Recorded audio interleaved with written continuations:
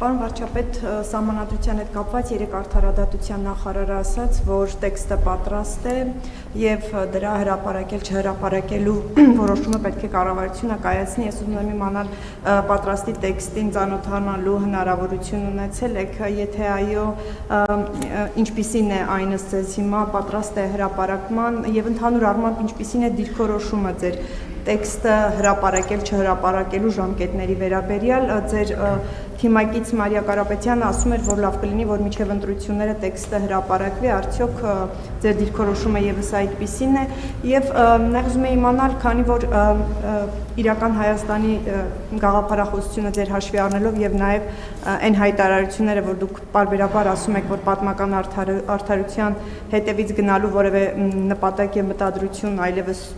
չկա, ուզում եմ իմանալ այս ամենը հաշվի առնելով, արդյոք տեսնում եք անհրաժեշտություն Հայաստանի զինանշանից հեռացնելու Արարատի պատկերը եւ Մոսկովյան բանակցություններից երբ որ վերադարձաք, եթե ես ճիշտ եմ հիշում, դուք ասացիք, որ ի թիվս այլ պայմանավորվածությունների նաեւ ռազմատեխնիկական պայմանավորվածություն է ձեռք բերվել, արդյոք սա նշանակում է, որ Հայաստանը Մոսկվայից զենք գնելու պայմանավորվածություն ունի։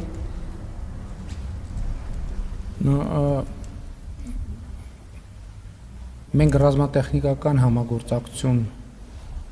ունեցել ենք, որը ինչ-որ մի ժամանակ էականորեն կամ ընդհատվել էր կամ քչացել էր եւ մենք այո ունենք պայմանավորվածություն, որ նախկինում ձեռք բերված պայմանավորվածությունները իրագործենք։ Ինչ վերաբերվում է զինանշանի հետ կապված խնդրին, տեսեք իմ եւ ընդհանրապես այդ թեման, որ շատ խոսվում է, իմ խնդրեմը այն չի, որ մենք այդքան շատ խոսում ենք Արարատի մասին։ Իմ չայլոց Արարատ անվան հետ կապված, որ այդ դրան էլ առիթ չի լինում, նույնիսկ մեր ընդդիմադիրները շատ ոչ կոռեկտ եղանակով օգտագործում են։ Ես ուզում եմ բոլորիս հիշեցնեմ, որ Հայաստանի Հանրապետությունում կա Արարատի մարզ, կա Արարատ բնակավայր, կա Արարատ համայնք։ Մենք խոսում ենք պետականության մասին, իմ խնդիրն այն է, որ մենք մեր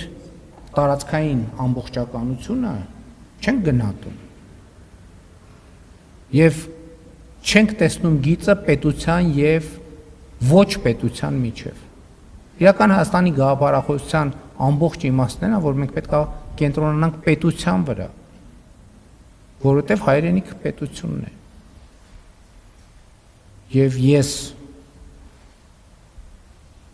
նման հարց չեմ բարձրացնում ձեր ասածի հետ կապված։ Ես բարձրացնում եմ հարց մեր պետության եւ պետական ատրիբուտների մեր տարածքային ամբողջականությունը պաշտպանելու անհրաժեշտության վրա մասին, իսկ դրա կարևոր ատրիբուտներից մեկը նաեւ հարևանների տարածքային ամբողջականությունը ընդունելն է, որովհետեւ մեր տարածքային ամբողջականությունը պարփակված է մեր հարևանների տարածքային ամբողջականությամբ։ Այս պատկերը, մեր երկրի պատկերը ձևավորված է մեր հարևանների միջազգայինորեն ճանաչված տարածքի ուրվագծով։ Սրա մասին է խոսքը։ Մենք ճանաչում ենք, թե չէ։ Շատեր ինձ մեղադրում են, ասում են գիծը ընդունելով դուք մեզ սահմանափակում եք, որ մենք գնանք եւ ավելին ունենանք։ Ասում եմ, այո, ճիշտ եք ասում, սահմանափակում ենք մի տարբերությամբ, որ այս գիծը ոչ միայն մեզ է սահմանափակում, այլև ուրիշներին, որովհետև մենք ասում ենք, գիտեք ինչ, եթե մենք ասում ենք, ստեղ գիծ չկա, հետեւաբար մենք կարող ենք գնալ, վերցնել ինչքան ուզում ենք եւ կարող ենք, իրանք է կարող են ասեն շատ լավ, դե որ գիծ չկա, մենք էլ ենք գալիս, վերցնենք այնքան, ինչքան ուզում ենք եւ կարող ենք։ Սրա մասին է խոսքը։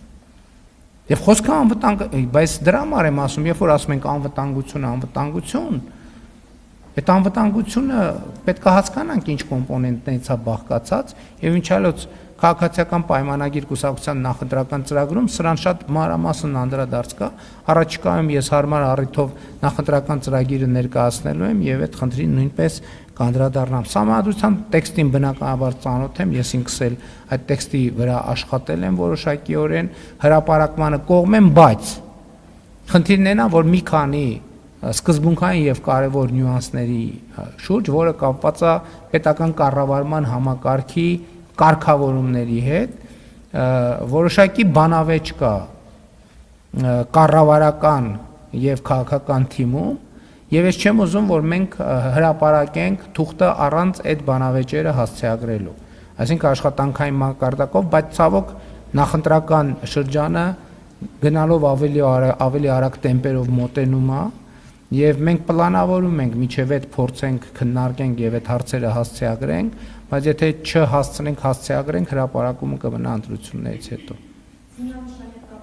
Ես ասացի, այդպիսի հարց չեմ բարձրացնում։